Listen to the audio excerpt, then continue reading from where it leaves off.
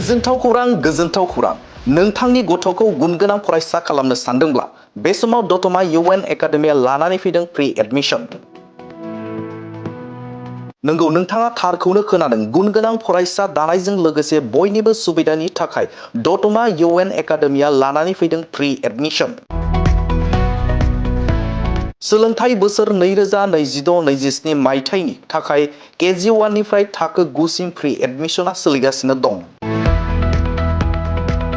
दतमा इउएन एकाडेमि फरायसालियाव गोबां फेसिलिटिसफोर दं, जेरै हौवासा आरो हिन्जावसाफोरनि थाखाय आलादा हस्टेलनि खाबु, उफ्रा सोलोंथाइ, इंलिश स्पकेन, गुनगोनां फोरोंगिरि, गेलेनाय आयदानि खाबु, सावगारि बादायलायनाय आरो आखाइनि हाबा आरो खननाय मोसानाय खाबुफोरबो दं। अब्लालाय नोंथाङा मानोथो गोबाव खालामबावनो? थाबैनो नोंथांनि गथ'खौ मुं थिसनहैदो।